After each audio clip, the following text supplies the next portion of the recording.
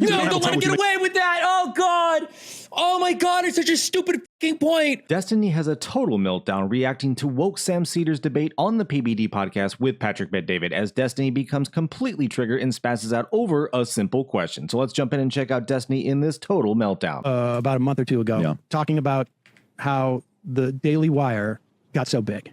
And he said, this is Milo Yiannopoulos. Well, he said, Charlie's different than Daily Wire. 100%. Right. He said, in the right-wing content era, he said, we buy bots, we buy views, we buy. I mean, I knew. I'm telling you what Milo Yiannopoulos said. Go ahead. This is what he said. Go ahead. Pull it up.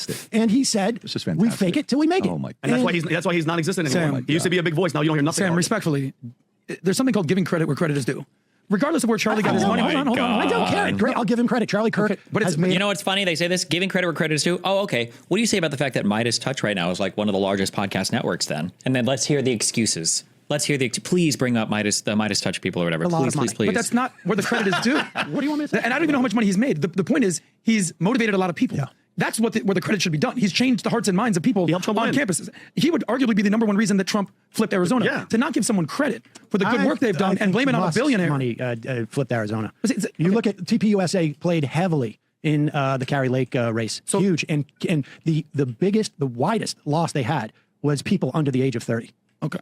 So you don't want to give Charlie any credit. No, I don't care. But Sam, hold on. Give him all the credit in the world. Before being a nihilist, I'll give him a trophy. Sam, you've had. Let me just ask this question. What does he want? He can take the. Sam, I don't think Charlie wants. We're right here, but Charlie needs anything. Yeah, Sam, Charlie wants TikTok. So a billionaire gives Charlie money and he automatically wins. Okay, I got a question for you. Explain how Mark Benioff puts money into Time magazine and it goes down. I don't know who Mark Benioff is. I haven't read Time magazine and well, you should get around more. It's unfortunate. Come out of the echo chamber. Mark Benioff is one of the most successful entrepreneurs of all time who used his money after his business success and he went and he buys Time magazine because he wants to push liberal views and values and the thing craters. He would love well, then he's a billionaire. Hit him up for money. Getting out of my bubble, right? Yeah, but you know what it is? Sam, I like to give everybody the benefit of the doubt. I truly do. And I try to look at the only one you can succeed in business and in life and in sales, like you're developing other people, is you have to always look at the best of everybody. You don't have a choice. As a parent, you have to always look at the best of your kids. You don't have a choice for them to do their best, right? And I truly want to look at you and look at it from the part of the best to say, capable, great communicator, temperament is solid. You go through it. I want to see all the good with you. But the part where you sit there and you realize some policies don't work. What policies don't work? Go to name a policy that I support that doesn't work. What do you think about 90% tax rates? I would start there. Yeah. Like I say, when we had those in this country, everybody can look this up. We had what was known as the Great Compression. It was the greatest expansion of our economy and the lowest wealth disparity. I think the 90% tax rate argument is stupid. But if they're going to say they disagree with it, then you need to put an argument against it. Why is Sam wrong? Can somebody say why Sam is incorrect here? Did they even try? Like, we had in the history of this country. I don't know how you would define it anything other than a success. Let me ask you a question. Let's stay right here on this 90%. No, they don't know. They're not. Oh, okay, hold on. All right. Tax 90%. So top marginal. Okay, I'm with you. So you get to keep 10%. No. 10% top of every dollar dollar after $4 million. Okay. No. Well, here we go. Let me ask you a question. Like, stay with me for a second. You just said you had a great month, great quarter, right? Like you. Jubilee was a big help. Whatever it was, Jubilee is billionaires. Sure. You know what the billionaires are? How much additional profit revenue did you make in the last quarter because you went viral so many times? How much? I mean, I don't know, but I would guess it's somewhere around tens of thousands. Tens of thousands, so not millions, tens of thousands. No. Okay, so what are you going to do with that extra 30 grand, 100 grand? What are you going to do with it?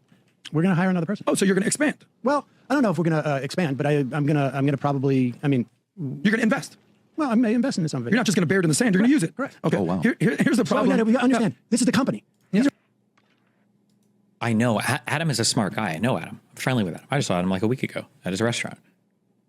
If you invest the money, then you're not paying the 90% taxes. Adam's not about to make the argument that if we don't tax them, they'll invest the money, right? If anything, a tax to some extent is an encouragement to invest because you don't want to pay taxes on it.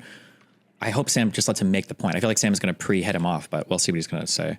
Invest into some of it. You're not just going to bury it in the sand. You're going to use it. Correct. Okay. Oh, wow. Here's the problem. So, we understand. This is the company. These are pre-tax dollars. When I say 90 cents. Oh, fuck. Sam should have let him make the dog shit argument. Fuck. It's on every dollar. I'm talking individual tax. So these ideas this is not about corporate tax. It wouldn't impact anything you're saying about the business, but go ahead. But we're talking about taxes in general. No. There's a difference between personal. Oh, see, now he was going to make that point. I had to back off. Fuck. Sam should have let him make that argument.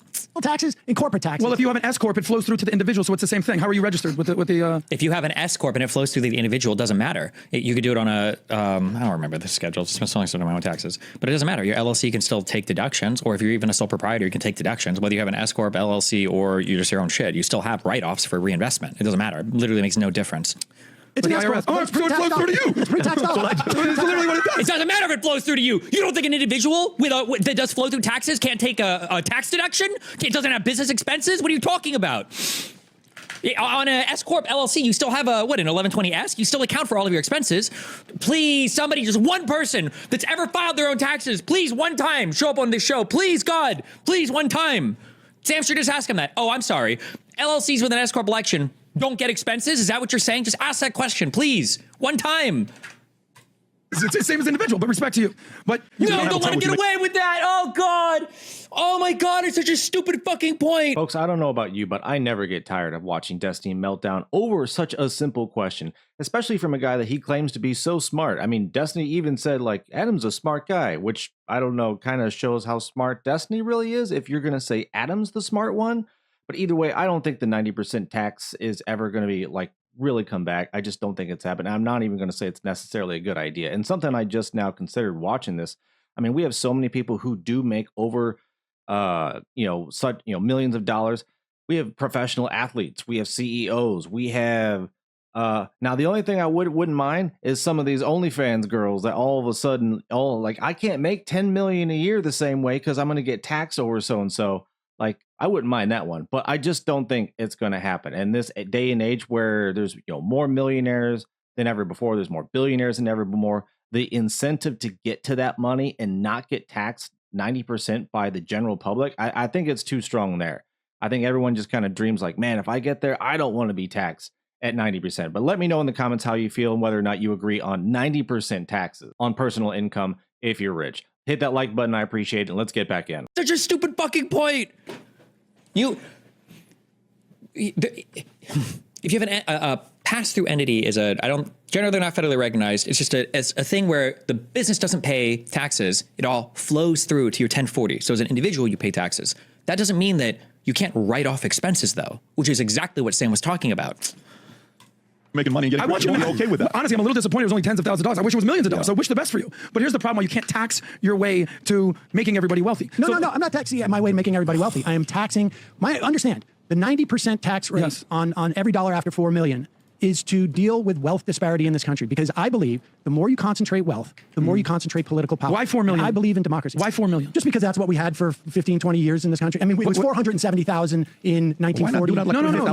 I'm just because I'm a student of history and I really appreciate Ronald Reagan. Do you know the Reagan story of why he ended up running for governor and for president? Do you know the whole tax story? Let me give it to you real quick. The story of GE sending him around to fight against Medicare. Okay, but that's not the story we're talking about. The tax story that Ronald Reagan basically was like, holy crap, because everything with taxes has to do with incentives and motivation. So the story with Reagan was the following.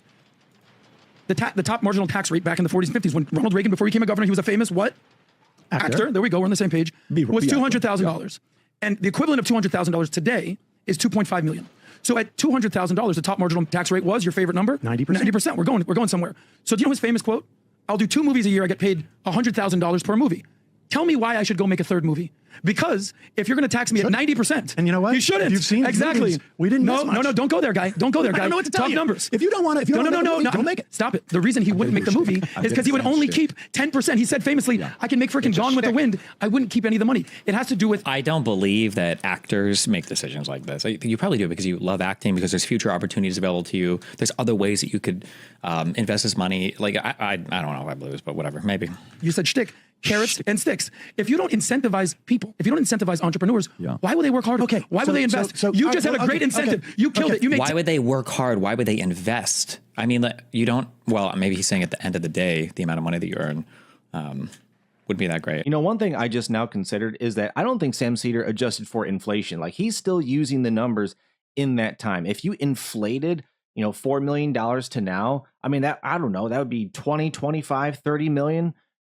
Possibly even more. Like, I don't know what it is that far back, but he hasn't even quantified for that. So he's actually compressing it even more in relative terms in today than it was to then. Like, I think Sam Seder completely overlooked that simple point. But folks, thanks for watching. Let me know in the comments what you think about what Destiny had to say in his total meltdown, reacting to woke Sam Seder's debate on the PBD podcast with Patrick Bet David. Take care, folks. Like, subscribe, and I'll see you on the next one.